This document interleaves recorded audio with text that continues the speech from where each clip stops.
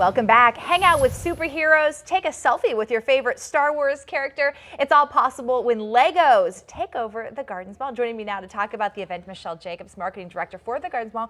We're excited. We love the Gardens Mall. We were there for Oz over the weekend. Yes. And tell us about this Lego display. This is both floors of the mall. Yes, it is. Lego is absolutely taking over. So this has been another labor of love, like our our partnership with Dr. Oz and what we did last year with the art of Dr. Seuss. So this year we are bringing Lego to life.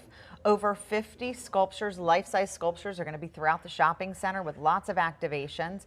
It's going to run from April 28th through May 15th, and there's going to be lots of activities along the way. But superheroes, princesses, all kinds of neat stuff. I love this because it's definitely not just for the kids. I think the adults are going to enjoy it as well. As great as Dr. Seuss was, we even think this is going to be better because everybody has been touched or had a Lego in their life. And it's multi-generational, so it'll be grandma, mom, kids that are going to come and experience it over and over again. We've got school children coming from classes, so it's going to be a really fun 3 weeks. Who made these?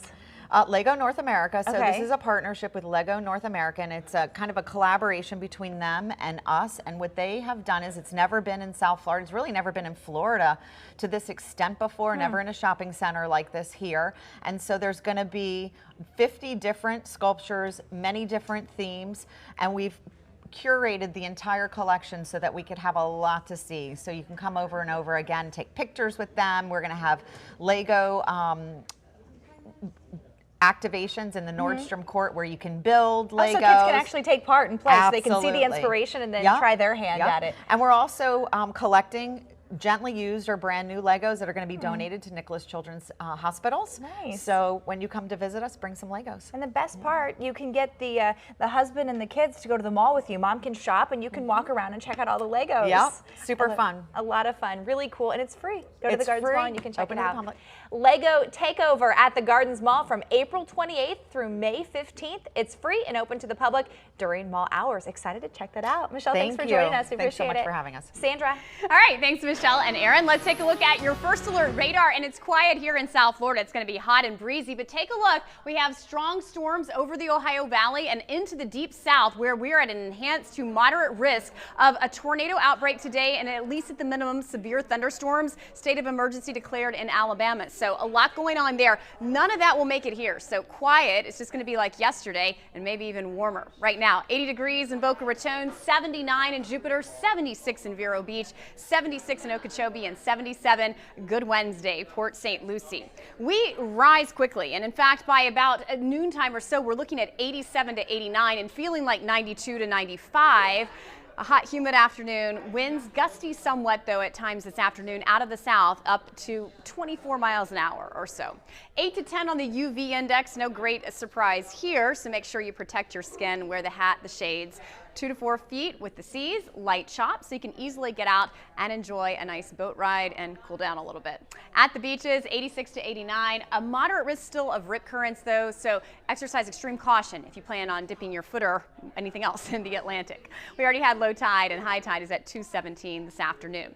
Things change, though, tomorrow. Out ahead of cool front, we have a line of showers. Nothing too bullish on the radar right now or on the future track, but we will see some scattered activity and possibly scrape out a thunderstorm, but nothing at this point is expected to be severe as this front sweeps through and gives us a 180 with the weather pattern. Here's how it plays out. Breezy and hot today, about 10 degrees above the average, which is 80 in some spots. A front with rain late Thursday. We're talking Thursday afternoon into Thursday evening, and then much cooler nights ahead. And that's verified by South Florida's most accurate 7-day forecast. Check it out. We go from a high of 90 tomorrow to a Friday morning low of 56 degrees in West Palm Beach, about 50 on the Treasure Coast, and daytime highs Friday, Saturday, and Sunday capped into only the low 70s. So beautiful weekend, but sort of reminiscent of some of those dry wintertime days that we saw ahead. All right, Sandra, thank you. The state of Florida is now moving forward with a formal apology to the victims who were beaten and sexually abused at the former Dozier School for Boys. There are also plans in the works to build 2 memorials to remember and honor the victims. Researchers say nearly 100 people died at the school between the years 1900 and 1973. The school was shut down for good in 2011. Accused cop killer Markeith Lloyd will face the death penalty. The state attorney who Governor Rick Scott reassigned to the case has officially filed the paperwork. This is one of 22 cases the governor took away from state attorney Aramis Ayala because she refuses to seek capital punishment. SpaceX's first reused rocket is back at Port Canaveral 5 days after it launched a satellite into orbit. The 15-story booster returned to Earth Tuesday. It was the first time SpaceX had ever essentially recycled a rocket and sent it back into space, only to bring it back home again. NASA is unveiling a new zip line that astronauts will use in case of an emergency. Check this out. This looks like a lot of fun, actually. The zip line is located at Cape Canaveral. NASA says it will be used if astronauts have to evacuate a Boeing Starliner capsule and Atlas V rocket. So unfortunately, no free rides for the public here. Once attached to the zip line, astronauts would travel more than 1,300 feet in about 30 seconds to safety. Not bad. The Boeing Starliner capsule is expected to be used in the future to take astronauts to the International Space Station. The first test flight for that rocket is scheduled for August 2018. Taxpayers, listen up. If you have long overdue federal tax payments, they'll soon have to answer to private debt collectors. The IRS says it will begin sending out letters this month to affected taxpayers. With this new process, the IRS warns of potential scams. Here's what every taxpayer needs to know. Listen up. Only people with long-standing tax debt going back several years are going to be contacted, and the initial contact will not be by phone. If your case ends up being farmed out to a private collection firm, the IRS will provide you with its name and their contact information. Cadbury's decision to drop the word Easter from its annual egg hunt has a lot of people mad. The confectionery giant is calling this year's event Cadbury's Great British Egg Hunt. Cadbury issued a statement denying that they've totally removed the word Easter from its marketing. Officials also say they invite people from all faiths and no faiths at all to enjoy in their seasonal treats. Amazon is teaming up with the NFL. This is a big deal. The company has signed a deal allowing its Prime customers to stream Thursday Night Football this coming season. Amazon paid $50 million for those rights. Amazon customers are due as much as $70 million in refund. It's all part of a settlement after kids made purchases from mobile devices without their parents' permission. Details on the refund program will be announced very soon, and the kids now need permission to make purchases. And a woman's viral tweet is highlighting a new app that allows you to see who's trying to break into your phone. The Break-In app takes a picture when your passcode is entered incorrectly.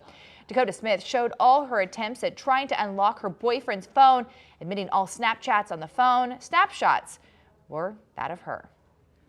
CareerCast.com has released a list of what it says are the least stressful jobs of 2017. Here we go. Coming in at number 1, diagnostic medical sonographer. Number 2, compliance officer. Coming in at number 3, a hairstylist. Number 4, an audiologist. And the 5th least stressful job is a university professor. As for the most stressful job is your job on this list. They include enlisted military personnel, firefighter, airline pilot, police officer, newspaper reporter, and broadcaster. Steph? I don't know. I kind of disagree with that. Right now, I'm playing with a puppy. Hi, everybody. It is time for Hot Dogs, Cool Cats. I'm here with David from the Humane Society of St. Lucie County. So tell us who you brought here today. Let's start with the kitty cat.